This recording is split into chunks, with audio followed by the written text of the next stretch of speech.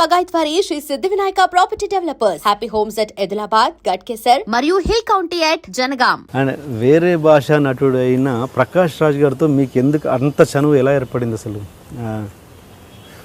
బేసిక్గా అంటే ముందు ఇక్కడ ఇందాక సబ్జెక్ట్ ఉంది పరభాష, దానికి అసలు బేసిక్గా స్నేహానికి భాషలు ఏమి వాడు బేసిక్గా ప్రకాష్ రాజ్ రెండు ప్రతి వాళ్ళు రెండే డ్యూయల్ పర్సనాలిటీ ఉంటుంది ప్రతివాడికి. నువ్వు మీరు కనిపించినట్టు మీరు ఉండను, మేము కనిపించినట్టు నేను ఉండను. ఇంకోటి ఉంటాడు కదా, ఇంకోటి చాలా గొప్పవాడు.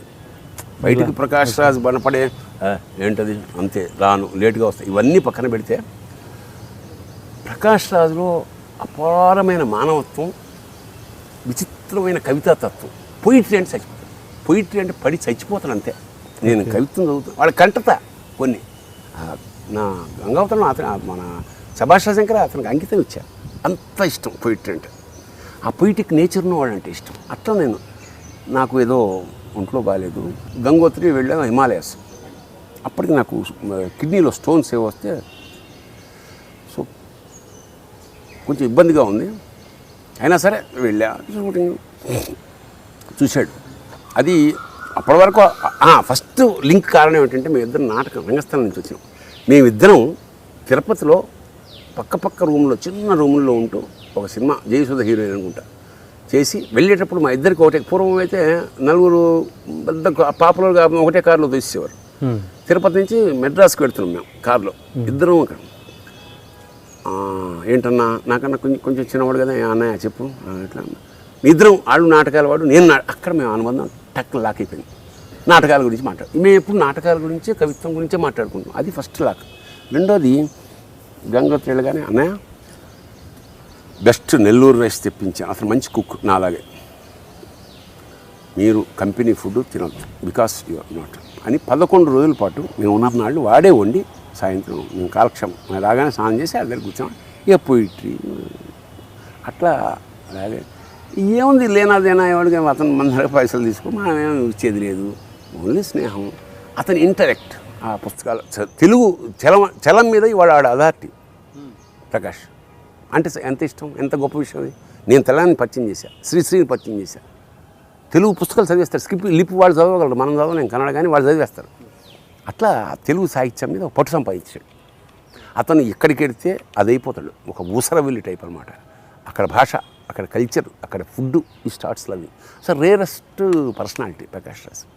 అలాంటి వాడు 33 ఏళ్ళ వాడు 3 నేషనల్ అవార్డు సంపాదించాడు. 35 ఏళ్ళలో బ్లాక్ డ్రెస్ వేసుకుని వాడు నేషనల్ అవార్డు అందుకున్న ప్రతిసారి నేను టీవీలో చూసి ఫోన్ చేస్తుండేవాడు. మాట్లాడినాం ఎట్లా ఏ సినిమా ప్రాంతం అయితే ఆ భాష డబ్బింగ్ చెప్పాడు. మామూలు విషయం కాదు, మనకు అంత శ్రద్ధ ఉండదు. మరి నువ్వు 7 భాషకు వెళ్ళినప్పుడు ఆ తమిళ్ నేర్చుకున్నావు, మనం తమిళ్ డబ్బింగ్ మనం చెప్పినాం. ఆర్టిస్ట్ ఎంతమంది చెప్పండి, వెళ్ళాం మరాఠీ వెళ్ళాం, పిలిచారు, నువ్వు చెప్పగలవు డబ్బింగ్, ఆడు చెప్తాడు. అది కూడా మైనస్ ఉంది మన దగ్గర. కరెక్ట్.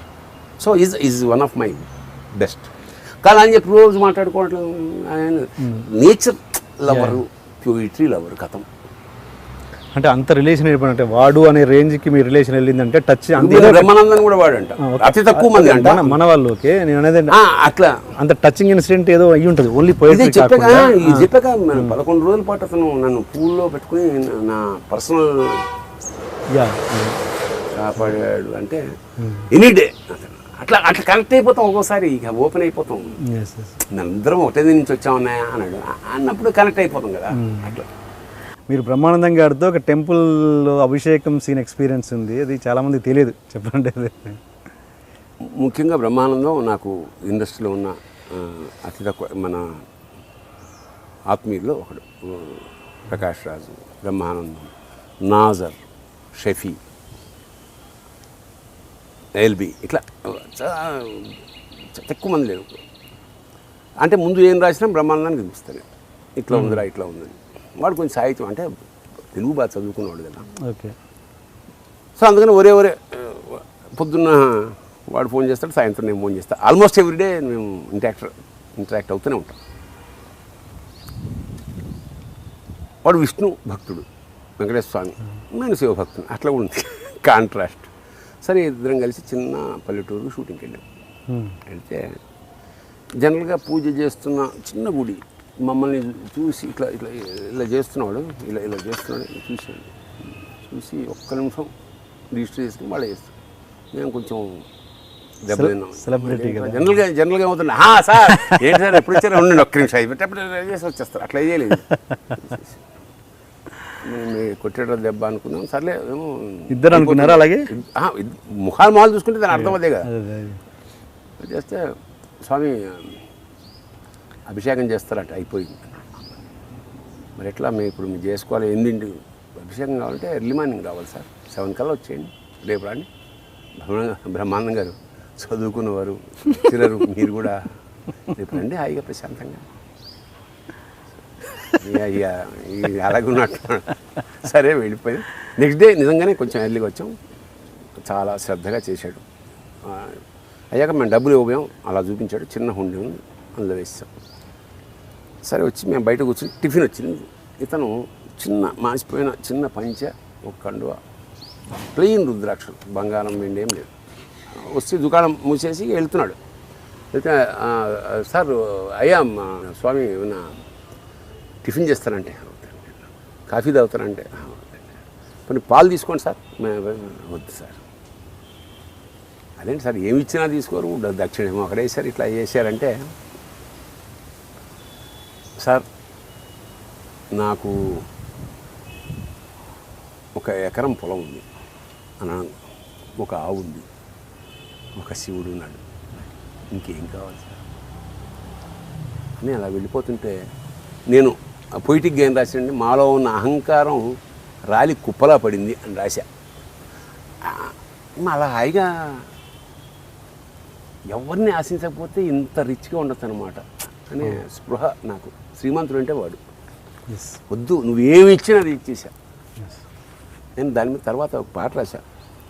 మా చెడ్డ మంచోడు దేవుడు, మా చెడ్డ మంచోడు దేవుడు, మా చెడ్డ మంచోడు, మా చెడ్డ మంచోడు, మా చెడ్డ మంచోడు దేవుడు, నువ్వోటి అడిగితే ఆడోటి ఇస్తాడు, మా చెడ్డ మంచోడు దేవుడు, నువ్వోటి అడిగితే ఆడోటి ఇస్తాడు, మా చెడ్డ మంచోడు దేవుడు, అస్సలు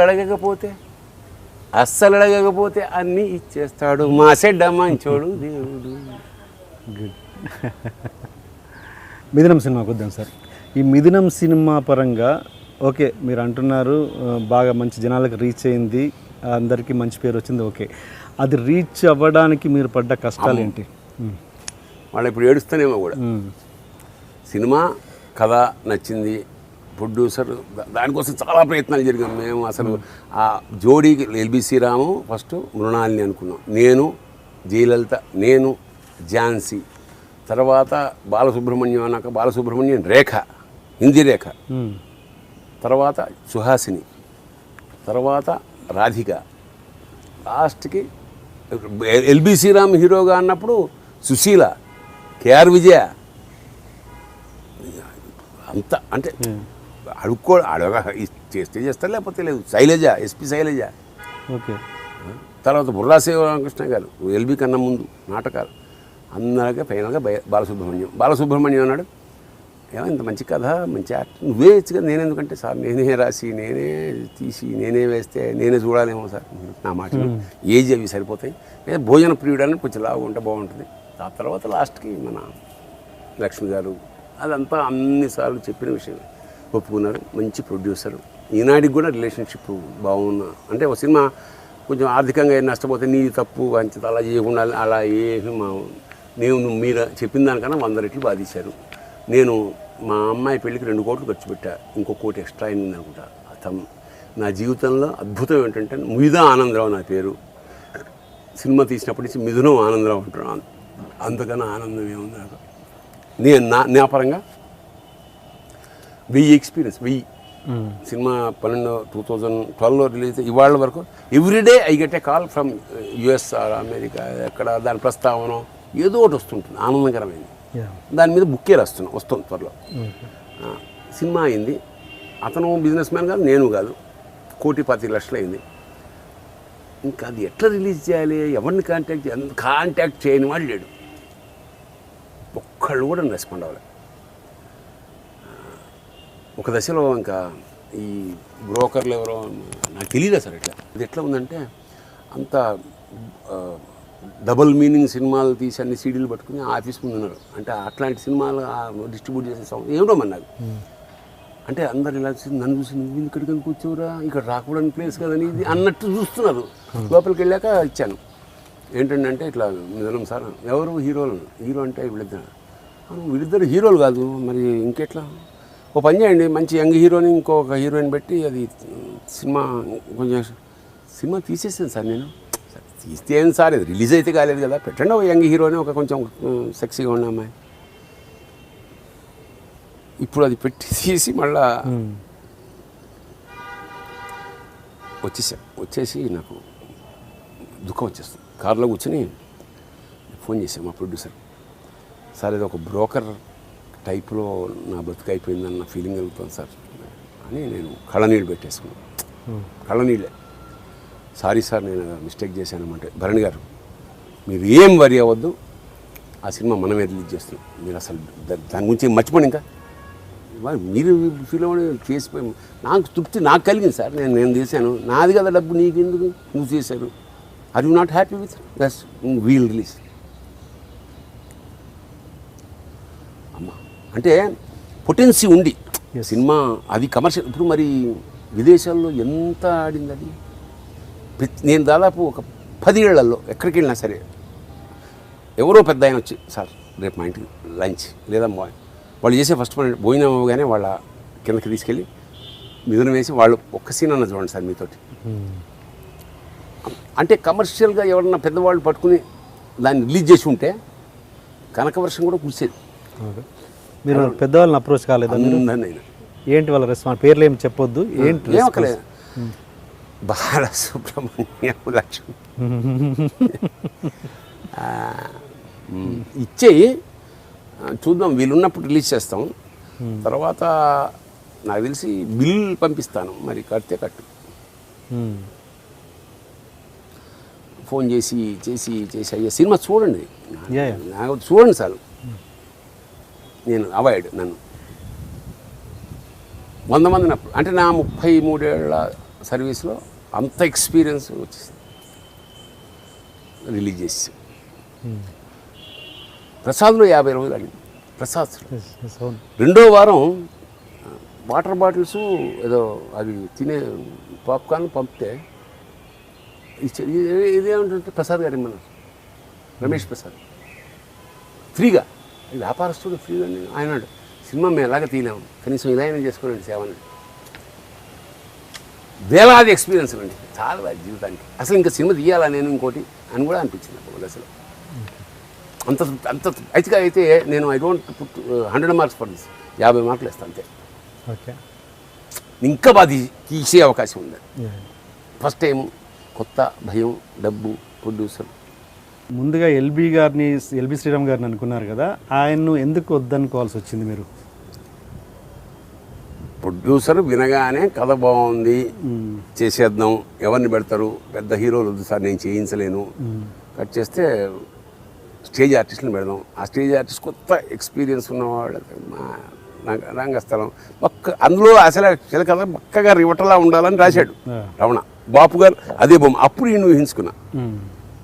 మృణాలిని అని రచయిత్రి, నటి కాదు, నేను చేయించుకుంటే నీకెందుకు, లో బడ్జెట్ అండి, లో బడ్జెట్లో చేద్దామని అనుకున్నాం. అడ్వాన్స్ కూడా ఇచ్చారు, ఎల్బీ గారికి అడ్వాన్స్ ఇచ్చారు, ఆడికి ఇచ్చారు, కాఫీస్ తీసాం. అసలు ఇంకా నెక్స్ట్ మంత్ అనగా నేను తమిళ సినిమా ఏదో చేస్తూ కాలడి అనే ప్రదేశానికి వెళ్ళా. కాలడి అంటే శంకరాచార్యులు వారు జన్మ పుట్టిన వెళ్తుంటే ఫోన్ అన్నమాట. సడన్గా ప్రొడ్యూసర్ ఫోన్ చేసి సార్ నాకెందుకో మాకు ఒక ఫ్రెండ్ అడ్వైజ్ చేశాడు, ఇలాగ ఎంత ఖర్చు పెడుతున్నారు కదా, పెద్దవాళ్ళని పెట్టి తీస్తే బాగుంటుంది కదా, అఖిలే నాగేశ్వరరావు అట్లా పెద్దవాళ్ళని పెడదాం sir, next month sir, next week shooting అయితే నేను తెస్తాను, మీకెందుకు, నాకు డైజెస్ట్ కావట్లేదు సార్. ఎందుకంటే నాగేశ్వరరావు గారితో ఇంకా నేను ఏమి చేయించిన వేషం, నేను ఆయన చెయ్యిందే ఉంది ఈ వయసులో, నేను అంత ఫ్రీడమ్ ఫీల్ అవ్వలేనేమో. ఆయన్ని direct first cinema. And for more videos, Please subscribe to iDream. Please subscribe to iDream. Please subscribe iDream. And please subscribe to iDream. For more videos, subscribe to iDream. please like, share and subscribe to the channel. Congratulations, iDream. Subscribe to iDream. Subscribe to iDream. So subscribe to iDream Media.